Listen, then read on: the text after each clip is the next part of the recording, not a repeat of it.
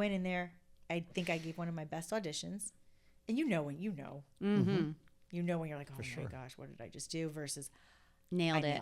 Yeah, I nailed it. Nailed it. Yeah, I went in and I nailed it. And he says to me, I'm going to use his exact words. He said to me, you know what? You deserve that part. And I said, thank you. He says, you should be the one that gets this part. I said, oh my gosh, thanks. He's like, but you will not get this part. And I said, why? And I swear to God, this is his words. He said to me, because you're not cancer skinny and you have a small chest. And I said, okay, wait, what? I literally was like, am I in the Twilight Zone? Because you hear stories like this, but you don't think they're real.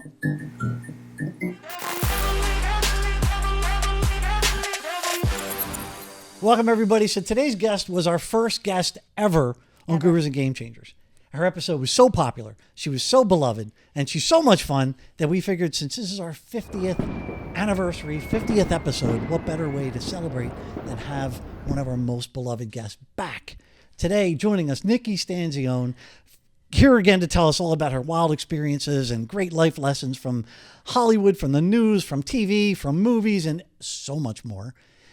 And we could not be happier to have her here. I'm happy to be here. This is exciting. I had the best time on that first episode. Yeah. And I've had such good feedback from so many people that loved it. And they said, I had no idea about this about you or all these things that they learned about me. And I thought, wow, I didn't even realize all of those things until we started talking about them. Well, I hope Until you we have said more it. things. Oh, I did. She doesn't seem to with a run few. out. She's not going to run out, that's for sure. Yeah, running out of things to say is not usually my downfall. Yeah. Wow, we are thrilled to have you back here. Like, you. in fact, it was my idea, I have to say. I was like, wouldn't it be so It was. cool if we had Nikki come back? Because she was our first episode, and Totally now she's our against it. 50th episode. So and nice. So I've been stoked. Me too. We finally It's made the it happen. energy. It's the positive energy. We all love that about We you. got to have to listen. I have bad days too. We all do. But in general, I try to bring the energy as often as I can because if you don't, what's the point? It's good to be back here. It really is in all seriousness because you guys, what you've done with this podcast has been so great. So many people have been listening. They tell me they're always learning lessons. I know I do. I've had people from all generations Yes. tell how much they loved your Yeah, your episode Really? kind of is people's favorite. Yeah. I mean, why do you think you're here again? people in their That's so 80s, nice. people Yeah. in their 20s, Oh Yeah. my and everything in gosh. between. Yeah. I love that. Well, Thank and actually, you. your short, the one about Johnny Depp, is our most viewed short Are you on serious? YouTube. It was a fun story. Ever. That was Yeah. listen, that story, my own best friend was like, wait, you never talk about that story. I forgot about it until we started talking that day. And it came to me and I was like, oh my gosh, that's a great story to tell. That Well, so what have you been up to since we have last chatted? I know that you were recently in Butler, Pennsylvania for that event. About I that. was. We could talk about that. Can we talk about Sure. that? I Like, mean- Witness coming to from history. someone, I haven't talked to somebody who's been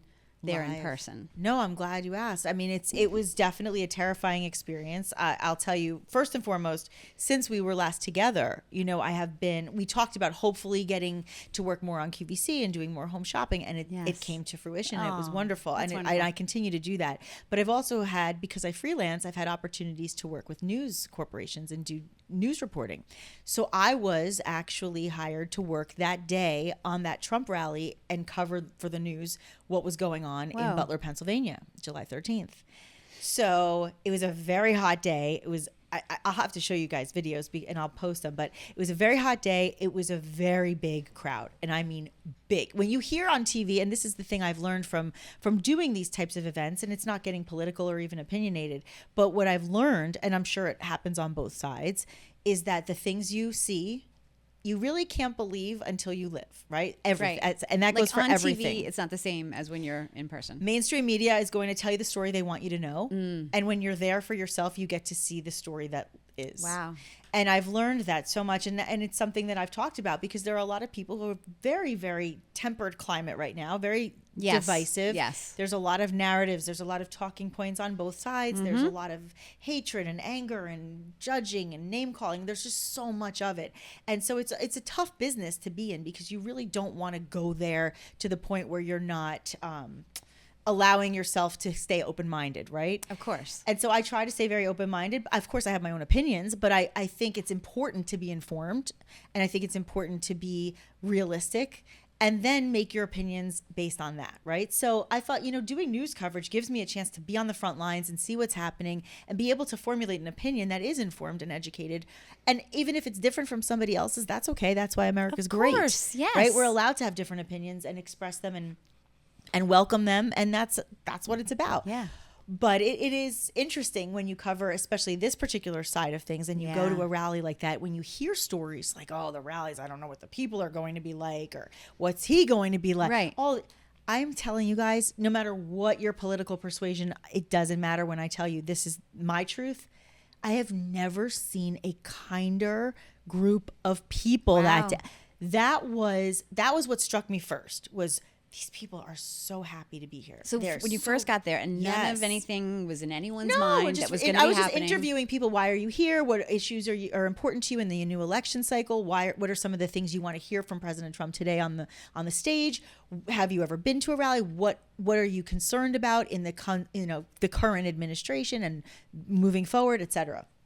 So I'm talking to all these people, and I'm talking to people, and this is the other thing that struck me, the diversity of the crowd, right? Mm-hmm. So I'm talking to kids, I'm talking to middle age, I'm talking to senior citizens, I'm talking to veterans, military, white, black, Hispanic, Asian, a lot of Vietnamese, a lot of Korean, a lot of Indonesian. There were the crowds were interesting because you would think, right, because of what you're told, right? You get told, okay, well, it's always going to be this way or that way. Yeah. You would think it might be just one group of people. When you're in the media, what happens is you get on the rise, you go on the risers. So the risers are where the media stands, and you're, CNN, ABC, CBS, NBC, Fox News, all of them, all the different media, okay, all on a riser. You have your camera people, you're up there, you're getting everybody kind of revved up what's about to happen. You're reporting on what you're seeing the crowds, but you have a bird's eye view because you're elevated. So we're kind of parallel to where Donald Trump stands. Oh, wow. Because he's on a stage across the way, and then you have all the risers behind him where all the people are seated, and we're kind of directly there, and then you have the people on the ground. Yeah. So you're directly in front of him. Yeah, you have a bird's eye view, right. As if the camera is you with the camera. Yes. Now, on this case, I personally, because the risers were so full, I was actually on a side riser. So I was actually, let's say he's here, I was here with some media here, and then other media here. And then the crowd here. But the crowd behind me is what I have to show you a video of. I couldn't see the end of the crowd. I literally could not see the end. I would say there had to be at least 50,000 people. Oh my gosh. It was just, and I had the thought of, this is the biggest crowd I've ever seen in one place at one time, other than maybe a concert, like a big concert venue.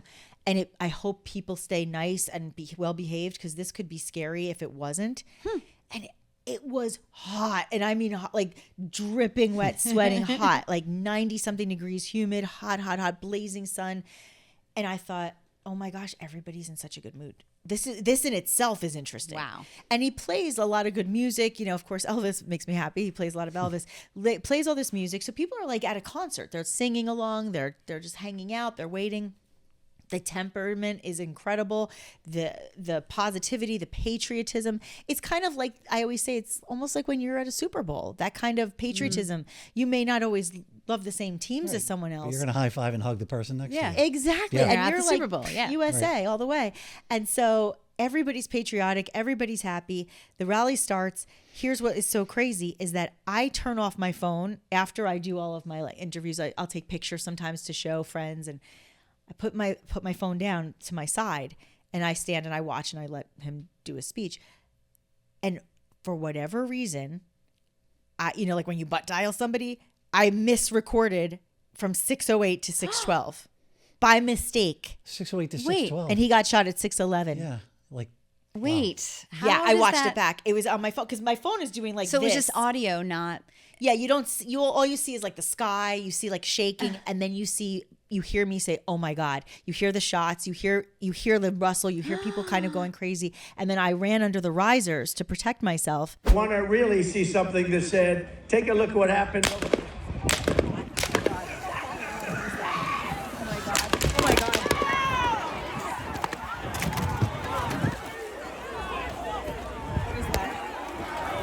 Oh my God.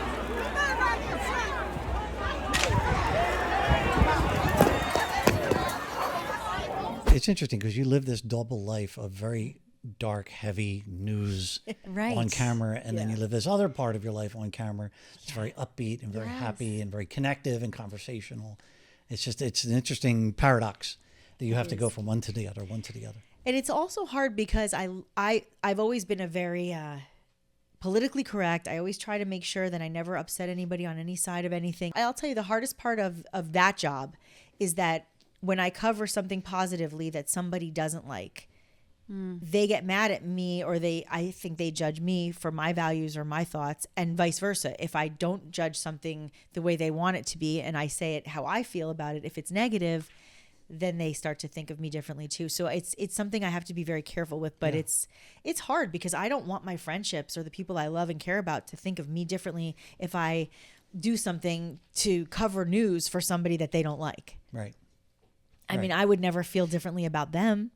So that's the hardest part of doing that, for sure. Have you lost friends? Oh, yeah. I feel some of my friends are not, I don't think I've lost friends, but I can feel a difference in some of my there's a friends who are distancing. not. Colder. Yeah. I feel a distance, and it's really makes me very sad, actually. Yeah, it's unfortunate. Yeah, because I just want our country, honestly, to be safe, and I want people to be prosperous, and I just want peace and safety, and I want our country to thrive, right? And whatever that means for you, if it means that you're Democrat or Republican, whatever side, as long as you're informed, make that decision. But if I work representing somebody, that doesn't mean that I'm not still the same person you loved yesterday. I'm just doing my job and representing something that I believe in, even if it's different. I mean, do you agree with everything your husbands and wives say every day? Of course not. But your values might align. But your personality stuff may not always work every day. So that doesn't mean that you're a different person. It just means that you have certain beliefs that align with something else. So that's been a tough thing, I'll tell you. Have you had kissing scenes? In acting classes more than in real work. Yeah. I've had a Seems couple. worse though. I In a hate it. class? I'll be honest. It's part of why I hated Really? acting. I mean, I shouldn't say I hated acting. I loved acting, but I You're hated not the getting paid industry. to kiss the guy in a class. I didn't like the industry of acting because you had to sometimes do things that you wouldn't even necessarily do in real life. Right. Well, it's acting, I guess, yeah. I mean, acting, and I don't mean like what I was saying about finding something to love about them. Yes, that's, you find a way to make it work. That's what acting's about. But when I say about real life, meaning you're choosing a job where you're doing things with people that may be uncomfortable. And are you comfortable with that? Because even if it's acting, you're still touching their lips. Yeah. You're still breathing on each other. You're still touching each other. Yeah. And I used to say that all the time. I remember when I used to be in acting class, and my ex-boyfriend was also in acting class at the time. This is in our 20s, and I used to get so mad. He'd always get these love scenes, and I hated it. I mean, he'd be like, "It's acting, babe." Like, that's it. And I'd say, "It doesn't matter if it's acting. You're rehearsing and you're making out with her, whether it's acting or not." Yeah. And I hated that. So yeah, that was something I was not a big fan of in that world. I kind of stayed away from it as much as I could. But here and there, you get those. I love acting when it's fun and wholesome and easy, but I'm not the girl who's going to get undressed. You know, the most I've ever had was, had a bra on or something. And I wore my biggest, thickest, most covering, non-sexy bra ever because I just didn't feel comfortable. I feel like body double. Yeah. And, listen, I'm a Jersey girl. I'm not like some little, prudish girl who's uncomfortable with everything. But I personally just know my parents, my family, I don't want to embarrass them, right? And I don't want to embarrass myself and look back and go, oh, no. So I try to make choices that I can be proud of. Plus, I always think in the kissing scenes, I think I heard something where Dustin Hoffman used to just to mess around with the actresses, take a bite of an onion before he did a makeout scene. Did not. Yes. That's the best. Could you Makeout imagine? scenes You did have to Dustin do Hoffman it. have? Well, you graduate. Wait a minute. Okay, well we have done. to talk about Dustin Hoffman now. Uh-oh. Done. Because this is another thing we did not talk about last time. Good. So we talked about some of my auditions, but we didn't talk about that I was working. I think I told you I was working as a DJ, MC. Yes. And I DJ'd parties for weddings and bar mitzvahs and sweet 16s. And that was how I made a living while I was doing auditions during the week in acting. Mm-hmm. And so one of my very first party that I DJ'd was DJ's wedding, DJ Tanner from Full House. I DJ'd Candace Cameron's wedding, and the whole entire Full House cast was there. Dang. But then I DJ'd Dustin Hoffman's kid's bar mitzvah. Nice. And he was so lovely. Oh, I'm so glad. What a nice I love guy. him. He was so nice and so down to earth and just like a typical father. He was great. And his whole family was wonderful. I mean, this was like late 90s. Yeah. And it was amazing. He was fabulous. And it was so cool because at the time, it wasn't like we were like we are now with our phones. Oh yeah. So I remember going to the phone, like I think there was a payphone even by the bathrooms, and I went and called my mother, collect or something. I was like, oh my gosh, I'm doing Dustin Hoffman's Kids Bar Mitzvah. When you DJ, you do the party, you get paid, right? But sometimes the parents or the parents of the bride or the parents of the bar mitzvah or whoever it is will come up and give you and say, thank you so much. You did such a good job. And I remember him doing that. But I also remember him just being really, really nice. Really cool. I'm going to tell you my favorite one, Love it. which I can't believe I didn't tell you last time. I know I can't This is either, but thankfully. Your favorite celebrity of all time from My- somebody that you're in the industry, so you met a lot. So who's your favorite? Well, that's a hard one because there's a few favorites, but this story is my favorite story. I had a really fun experience with Joe Pesci because my dad is very close friends with people who are very close to him, and they all played golf together in New Jersey. This was back when I first moved to LA, so it was late 90s. And so it was coming out of the casino time. So he had recently done casino. So my dad's friend, being as kind as he was to do this, had him get in touch with me, and he said he would take me to dinner. So I'm like this new LA person. I mean, to me, this was like very new and fresh being in LA. So he picks me up. I came down the stairs. It was like one of those apartment complexes where it's not like you have a doorman and you go into a building. Like you come down the stairs. And so I got in the car. I don't remember what he was driving. I got in the car and we went on, I believe we took Coldwater Canyon because I remember it being Does he just very say like, windy. hey, like what does he say? Yeah, I got there. I said, hi, Joe. And he's like, hey, how you doing? Good to see you. Like, he's like, yeah, I heard great things about you from Jimmy and from everybody and then family. And he's like, yeah, we'll go to Mr. Chow's. So Mr. Chow's is like a big time, like deal making restaurant. It's like What do you Spago. wear to that? Gosh, I don't even What do you remember what wear I to go wore. out to dinner with Joe Pesci? I don't remember what No, I what wore. do you I wear? must have Oh, worn. what did she wear? What do you wear? I was gonna say, what do you wear to go? That out would to have dinner with Nikki paralyzed me. Stanzione? I would have been like, I think now it would have taken me a week to figure it out. But then I was like early 20s. I don't even think I thought. I just was like, oh, I'll wear this. This is cute. I mean, what do we know, right? At that age, I thought I knew everything, but I didn't. okay, so you walked into Mr. Chow's. Sorry. So yeah, so he picks but the car ride is the best part. Okay. The car ride is the best. So so we're driving and it's very windy. And I remember being like, and he's like, these streets, are you kidding me with these streets here? And he's like talking about the streets of California and how windy and how it's like a roller coaster. Every time you drive, it's like windy, windy, windy. I just want to get to the bottom of this thing. And then he's like, I got some issues tonight with my contact. I remember him talking about his contact.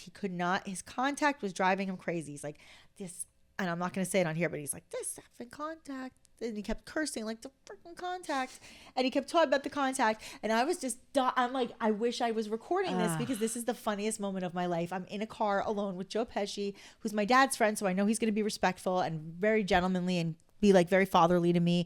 He's going to be, and he was. And I remember thinking like, he's talking about his contacts and he's making fun of the streets, and I don't have anything to like show for this except my memory. And so we get to Mr. Chow's. And he sits down and he lights a cigar, right? Wow. And we're sitting at the table. He orders wine, and he's like, just don't even look at the menu. I got this. And he ordered whatever he's like, I got it. I'll order. He orders all the stuff that he wants to order, which was all perfect. And he lights up a cigar, and the waiter comes over, Mr. Pesci, I'm so sorry. There's no smoking in here. He's like, get the out of here. Did he say that? Just like that. That's great. Just like that, in that voice. And they were like, okay, well, unless we get a lot of complaints. He's like, we're fine. So I was like, oh my gosh, this is crazy. Am I like in Goodfellas? This is weird. And so Goodfellas. I looked at him and I go, you're funny. He goes, you did not. I said, I did. You think I'm funny? And he gave it back to you. He did. He said, you think I'm funny. I was like, yes, that was amazing. So yeah, so that was that moment. And then we're sitting talking, and he's telling me, like, don't get in this industry. This business sucks. And he's telling me all this stuff. And he's telling me why he got in and how he got in, which was actually because he was actually playing an instrument. I believe it was, if I'm not mistaken, it was a saxophone or the clarinet. He said he had played in lots of jazz clubs in New York, and that's how he got discovered because Robert De Niro and Martin Scorsese were in the club one night and saw him, and they thought this guy would be great for Raging Bull, and that's how that came to be. Wow. But his favorite movie one of his favorite movies that he did was the one he did where he was the what's it called? He was the bum. Was it With Honors? It was amazing. But anyway, he told me that was his favorite. So we're talking, and he said to me, I don't, recommend this. If you were my kid, I'd say get back to Jersey and call it a day. He's like, but if you're talented and you want to give it a try, I don't want you to have regrets. And he gave me some really good advice, and it was just enlightening and exciting and fun. But then Sharon Stone comes walking in the restaurant. And again, this is right after Casino. So these two now are like pretty close. He stands up, he gives her a hug. He's like, hey, how you doing? And they're all huggy, kissy, and she's like, oh, and he's like, you want to come sit down with us? She's like, I can't, I've got friends here. And I introduced myself to her very quickly. And it was like when she was in her heyday, Yeah. So Oof. it was pretty cool. And then that was it. And I'm sure there were other people there that I didn't even know were there, but that was one of my better moments. Do you miss being out there? No. No. I don't. You did it. It was for its time. And now you've I moved miss my on. best friend. I miss the lack of humidity. I miss, some of the excitement of the glitz and the glam, which I get to experience when I visit him for his birthdays. I've been out there to visit, and when I've gone to award shows. So you've been on the red carpet lately, Mark was telling me. I didn't know that. Or you have red carpet stories from before. I did that for a long time. Yeah. That that has to be you have to have my best friend on the show because he's really in that world. What's his name? Christian. We've done so many exciting events together, and we used to cover Night of 100 Stars, or I think it was Night of 100 Stars, which was like not at the Oscars, but it was a separate Oscar party at the Beverly Hills Hotel, and we got to interview so many people, and just other red carpet things as well that we've done. But it's interesting because when you are a lover of pop culture, you don't have to work so hard on the red carpet to ask these scripted, inauthentic, everybody else is asking questions. You ask the questions that you as a fan want to know. Right. Oh, that's good. And that is the fun part. Yeah. Like I remember we did a red carpet remember my big fat Greek wedding when that came out? Yes. And that year they were all nominated. I mean, it was huge. And when they walked up the red carpet and we talked to them, I asked Lainey Kazan, I asked her, does the Windex work?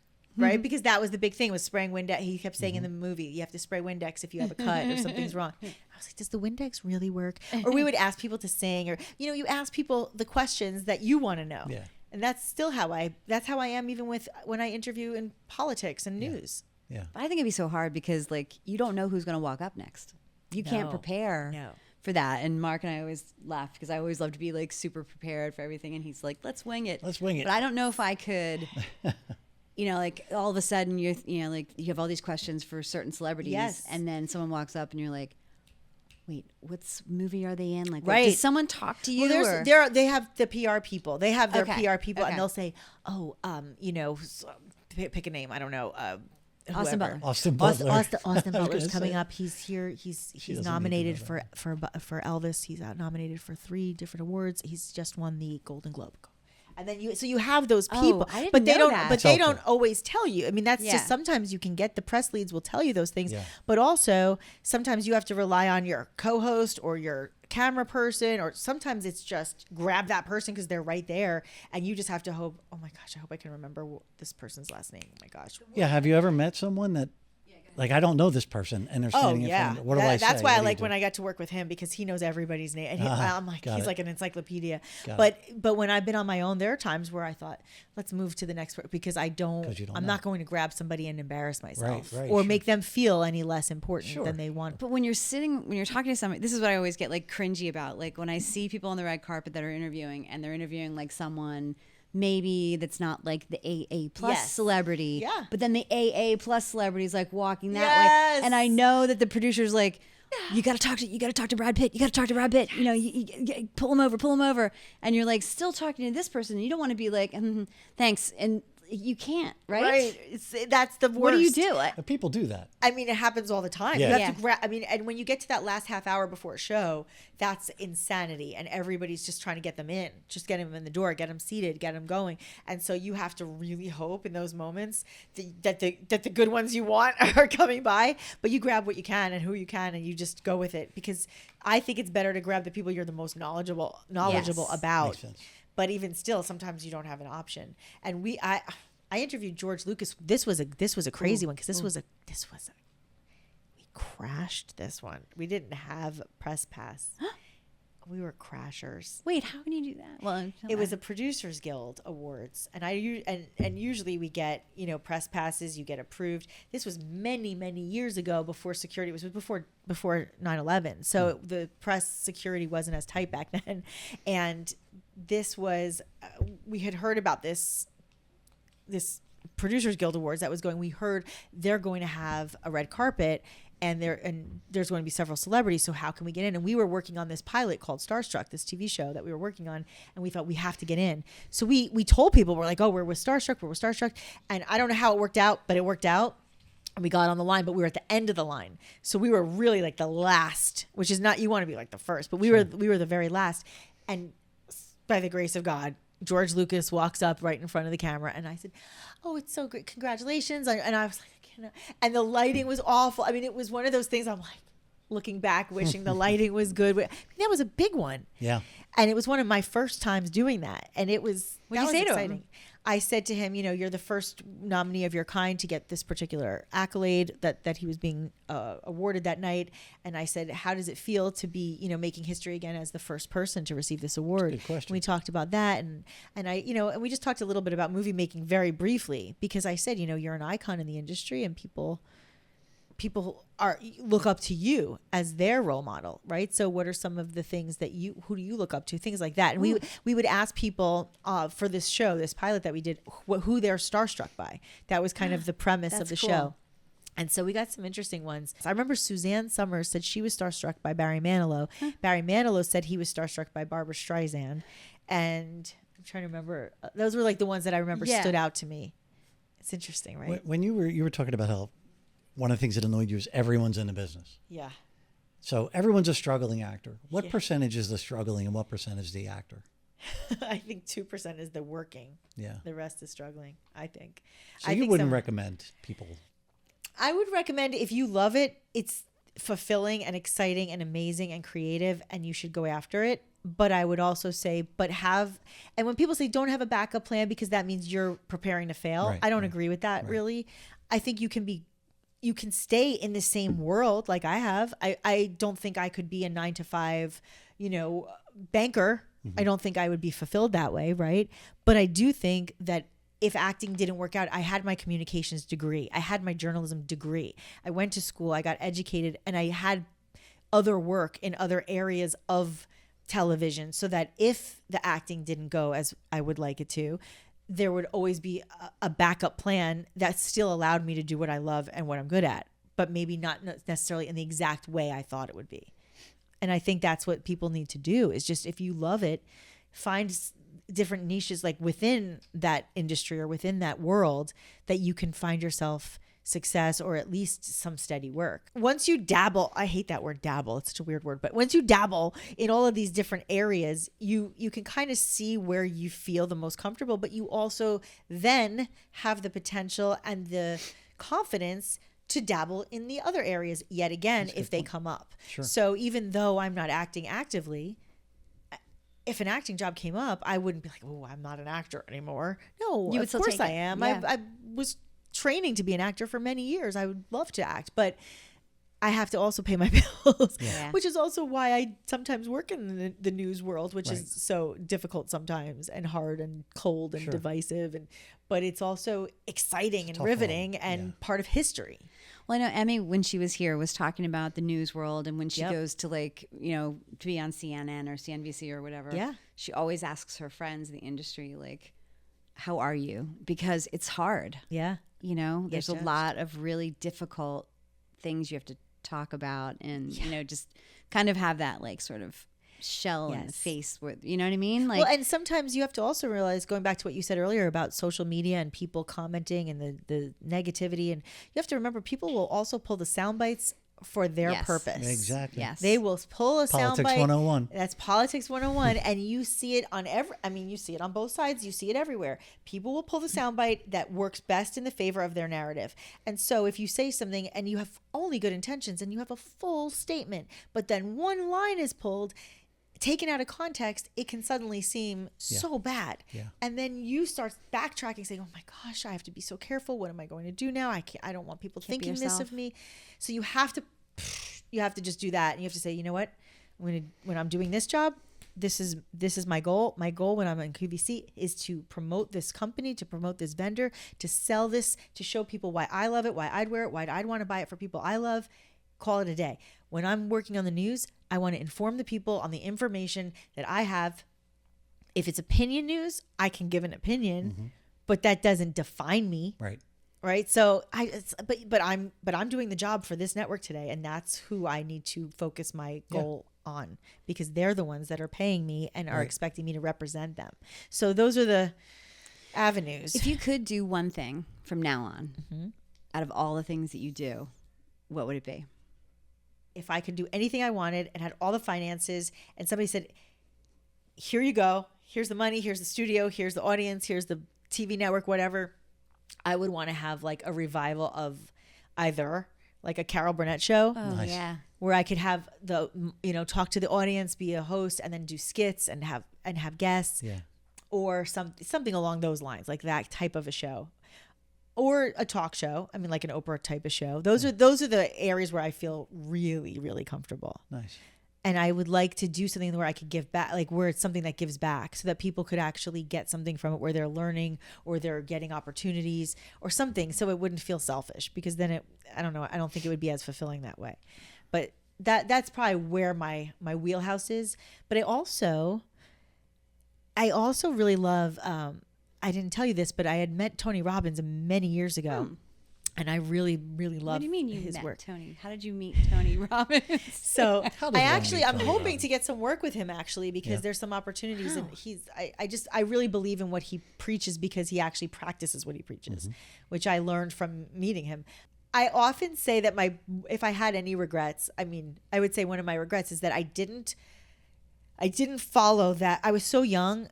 I was in my 20s, and I really wish that I had recognized the poignancy and how important that moment was, because I learned so much, and the life lessons were incredible. And just being in the atmosphere with people who are billionaires and who have this lifestyle, but work their booties off to have it. But really, their entire existence is based on helping other people have a better existence. That's their whole life, right? Wow. And I thought, gosh, if I had stayed in touch and recognized the moment for what it was, and really rode that wave of that connection, the trajectory of my life might have been very, very different at this point. I wouldn't be freelancing and struggling often and single, and who knows? I mean, all of these things. Right. So it could have been, but I believe things happen for a reason, right? So I circled back kind of to taking some of his courses and really getting back on track with some of the things he teaches, because it's really all just about being energized and going for what you love, and how important your words are and the things you say. And I did say, and this is weird, but after I took it, I wrote down in one of my journals, and I said out loud that I hope that one day I have an opportunity to either work in this election cycle, because it's such an important moment in our history of America, and or to work somehow with Tony Robbins' team. And now I'm getting opportunities for both. Are you? Wow. And these are not small little baby sized goals. These are like, okay, the biggest, most important motivational speaker, well known around the world, or the biggest, the most well known politicians in America. And both of them are sort of working out right now. Wow. So when you met Tony Robbins, what was he like? Everything you think. But can you just be normal with him? Like, I feel like if I was around Tony Robbins, I'd be like, yes, well, I really am working to raise money for charity, and I am getting towards my vision, and I have my goals, and I'm always kind. Like, I don't think I'd be able to be like, I think now, Tony, like, let's have a beer. Like, I don't, I think I would now. And, it's interesting, because I'm going through this process of working with him a little bit and doing some things with his companies. And I haven't even mentioned that I know him yet. I mentioned that I've met people through working with him, but I haven't really talked about that yet, because I'm waiting till I see him in person to tell him that story again. And I'm sure he'll remember. But when I was around him, all I remember thinking is, I can't be lazy at all, because this is the least lazy person. That's what I'm saying. I would say Donald Trump and Tony Robbins are the two least lazy people I've ever seen in my life, because they travel every single day. They go from place to place. They don't take a break ever. You're like, when do these people rest ever? So at that time, again, I was kind of young. I don't think I was realizing as much. It's amazing how in your 20s you just go with So it. like you're just hanging out, like you have a glass of wine, like what do We you all do? went to eat. We went water skiing. We went on the speedboat. We went hiking. We went to waterfalls. We went to a church he built for children of Fiji because they don't have any place to go to school or to worship. So he built them a school and he built them a church. And when they saw him, they come running to him and like he's like their God. I mean, he gave them a life. Yeah. These people are so kind and lovely and wonderful, and they don't have very much. And I remember him telling us, don't tip the people in the villages, like when they do things for you, don't tip them with cash, tip them with things they can use. Tip them with a robe or slippers or towels, things that you have that can help them have a day-to-day better life, because the cash doesn't mean much. There's nowhere they can really not much they can do with it. Right. So I thought that was interesting. Wow. But he's so good to these people and he practices what he preaches. And I mean, we had this one night where we had to jump in this abyss of darkness, water. No, thank you. And I was like, oh no. Yeah. I was like, oh no. That's when I'm Tony a and I would scaredy part cat. ways. I'm afraid of airplanes. I mean, I'm afraid of everything. I was like, I'm a scaredy cat. Water I can't though, do this. deep water. No. He told us you'll put life vests on. It's about a 20 feet jump, whatever. We didn't. And I was like, oh, I'm scared of heights. I made all It's a leap day. of faith. All day I kept saying I have a cold. I don't think I should do this. I came up with 9 billion reasons why I couldn't do it. 9 billion. And we're in the car, and I was actually in the car with him on the way there. And he's like, you got this. Like, and he's playing the Beatles in the car, and he's all about music. Music, like your physiology is everything. It pumps you up in the car. And we get there, and everybody's got their life vests on. And I was like, I'm not doing it. I'm sweating just thinking about this. I was like, I can't. I'm so nervous. My palms are And sweating. Guess what? We put on the life vest. The sky is just stars. It's all pitch black, just stars. And I jumped, and I swear it was like if I jumped, boop, boop. It was a mind game. It was a mind game about taking a leap of faith. You called it. You called it 5 minutes ago. So wait, it really wasn't a deep. No, jump? it's a big body of water, but it wasn't deep. You just jump in, and we were like, oh, we're all floating in the water, and it was very, very not a very, very high jump. But I didn't know that because it was dark. So I know if I go. But it might be, and I don't know, like this. But he does fire walks and all kinds of stuff Yeah. like that. And we, he's done the thing where you break the boards with your hand, your bare hand. I've done all. I mean, it's wild how the power of your mind is. You don't realize how powerful your mind is. And I remember just being like, oh, what? This wasn't that scary. He's like, you sure worked yourself up though, didn't you? Right. I was like, I For did. no reason. I Yeah. did. All that But yeah, that was a great moment. Wow. Yeah. We always hear that to be successful in Hollywood, at some level, you have to sell your soul. All those most popular, all those award winners, they signed over. So how true is that in Hollywood? In entertainment, I would say it's more of the fight to get ahead. And I think there are a lot of people who will take those moments, like the one I told you about in Vegas, where they'll say, well, if I have to wear a bathing suit to an audition, I'll do it, because if it means I can get to this part of this level in my career, I'll do that. I think people will, I'm sure the casting couch is a real thing. Thank God I didn't experience it, but I know people who have. And I'm sure there are people who will go along. I mean, we hear the stories, right, about so many people. I don't know them personally, but I know through other people's stories of many people who have said, well, I typically wouldn't sleep with this person, but if it means I'm going to get a job, I'm going to do what you got to do. You hear people say things like that a lot. I just don't. To me, that's selling your soul, because it's completely going against your own morals, right? Who you are, yeah. Yeah, and you're selling out. You're not getting a job based on because you deserve it. You're getting it based on something like that. I can't feel good, No, it doesn't. And I did have an experience where I don't think I told you guys this one. I was in Miami because I lived in Miami for a while when I was hosting the game show, and I went on an audition for a movie, and the casting director was very popular. He's a very popular casting director. There are a lot of people who love him. I do not. He had me come in, and I learned my lines. I was ready for this. I was ready. I went in there. I think I gave one of my best auditions, and when you know. Mm-hmm. You know when you're like, oh my gosh, what did I just do? Versus Nailed it. Yeah, I nailed it. Nailed it. Yeah, I went in and I nailed it. And he says to me, I'm going to use his exact words. He said to me, you know what? You deserve that part. And I said, thank you. He says, you should be the one that gets this part. I said, oh my gosh, thanks. He's like, but you will not get this part. And I said, why? And I swear to God, this is his words. He said to me, because you're not cancer skinny and you have a small chest. And I said, okay, wait, what? I literally was like, am I in the Twilight Zone? Because you hear stories like this, but you don't think they're real. I said, I'm sorry. He was, you've probably seen some of the girls going in and out of here today. He says, they got the boob job. They're cancer skinny. I said, let's back up. First of all, don't say cancer skinny. I said, cancer means you're unhealthy. It means you're sick. And I know too many people who have lived that life that's an insult to me to hear you say that, like as an attainable goal. Like that's my goal, is to look like that. Mm-hmm. And using that word is, I think, really inappropriate, actually, and very disrespectful. You said that? Mm-hmm. Good for you. Yeah. And he was like, no, I'm not sick. Listen, I'm not disrespecting people who are sick. I'm just making the point. Like, you know, you're not heavy, but you're not like a little, like that's what they're looking for. They want a skinny body, big boobs. Like you're not going to get this part. I'm just telling you, being honest. You should want somebody to be honest with you. He's like, if you want to go and get, lose some weight and get plastic surgery, then you'll probably get more work out here. What was the movie? Do you remember? Wow. I don't think anything even happened with it. No. But it was one of those random movies that was an independent movie shot in Florida. But he did a lot of casting in Miami. He still does. And he struggles with his weight all the time. I've seen him go up and down in his weight many times. And I went in my car, and I swear, I never get upset like this. I got in my car, started to cry, because I thought, when people say it's not personal, that's as personal as it gets. Yeah. And now, does this mean that I should not continue to audition in Miami because of that? But also, I was so angry and disgusted with the business that I was like, I don't even want to be in this business if that's what they want. Right. That was a big one for me. Yeah. It's a dirty feeling. Yeah. Coming out of those things. Isn't that terrible? Can you believe that? And the guy's like, people love him.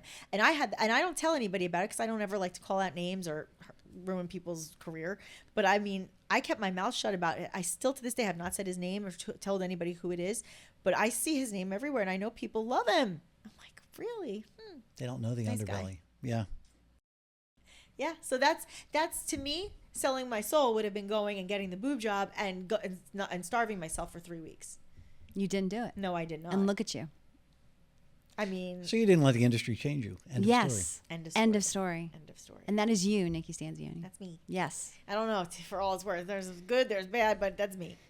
This is me. But you managed to not do those things. Like you're probably in the small percentage of people who don't think there wasn't a part of me that thought, oh, I was self-conscious to this day. I'm always self-conscious. I'm like, oh, do I need to lose weight? I mean, I'm always self-conscious. I think we all can be, right? And of course, listen, I always think I could afford to lose 10 to 15 pounds every day of my life, but it's just not easy anymore. Doesn't everybody think it used to be a lot easier? And then I look at the pictures of when I said that, when I thought it was easy, and I'm like, I should have just been happy with that.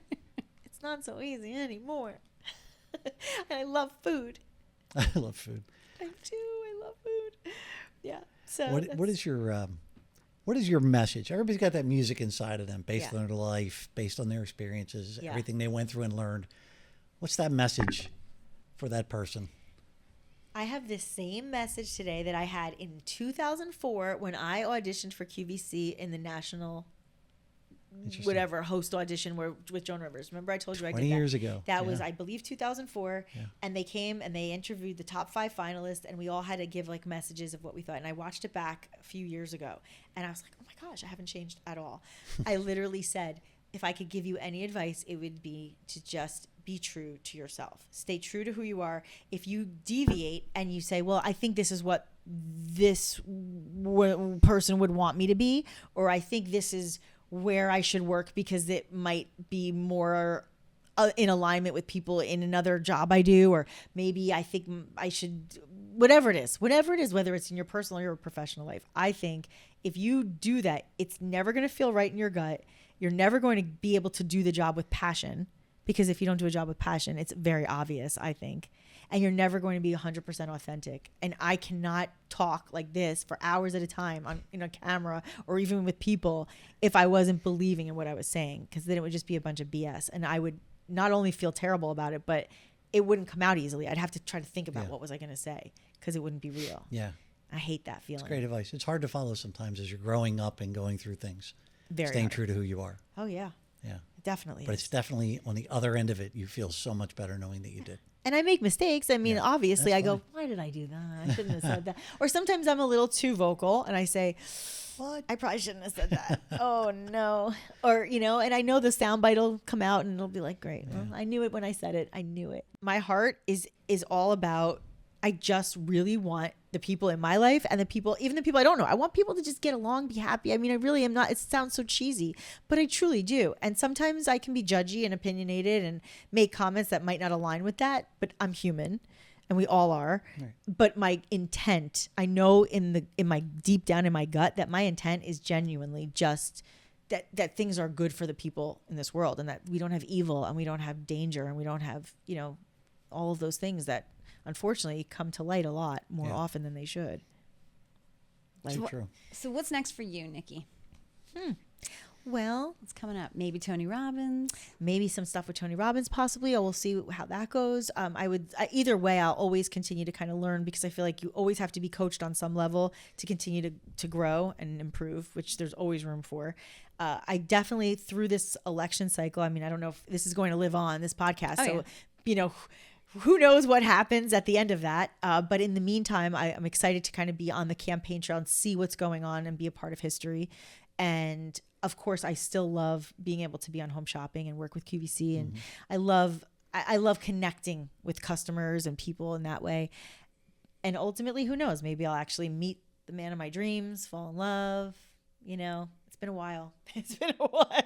Listen, I never talk about my personal life because it's personal, right? But I have been so focused the last couple of years. I've been so focused on my being around my family again in New Jersey and my career that I really haven't put my head there at all. But at some point, I would like to not do all these incredible things alone. I'd like to have somebody to share it with and somebody to witness the excitement of my life and to be able to witness the excitement of theirs. Even if the excitement is sitting home watching TV, I don't care. I just want to be able to have somebody to share life with at some point, whenever that's meant to be. Look, if ultimately, if I could have my own talk show, I'd be very happy and talk to people about the real issues, not a celebrity coming on to promote their movie, not even about politics, but just have people talk about the real things, right? Like you do, the real life things, and feel like they're in a group of people that they're not alone. Because I think so many people think that they're the only ones going through things. Even just at every stage of I have friends that are in their 20s all the way up to their 60s. And I have parents in their early 70s. And I can tell you that every single person I talk to always says, I'm not quite exactly where I thought I'd be at this point in my life. Right? You hear that from every age group. Sure. Yeah. So what does that mean, right? So I always think that would be something to explore. I'd like to explore that somehow in a talk show format. Maybe we could do something together. Love with that. Yes, please. I like that idea. I'm here for it. So I'm out. Am I out? Sorry, this is a girl No, thing. you're in too. We need male perspective. We definitely need you in that. Awesome. Thank you. Thank you for coming back. Nikki. Thank you for the 3 hours of traffic it took you to get here. We appreciate it. It's worth it. It's always awesome So seeing worth you in it. person. Thank you for giving me so much time to You just fill my heart every time. I love you guys. Every time. I love you guys so much. And I love looking at you. Your gorgeous blue eyes match your shirt. Thank you.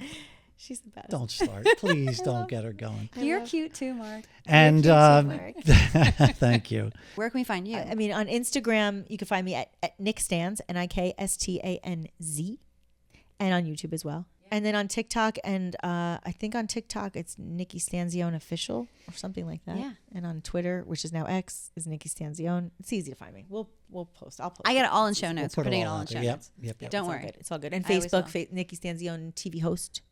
I should have So really just many kept it handles. consistent. I really should have kept it consistent, but Some names aren't available on different platforms. it's all over the place. Thank you, Nikki. Thank you both. Thank you. This is a treat. Love you guys. Love you, love Right you, love back you. at you. And thank you all for guys. watching. Thank you.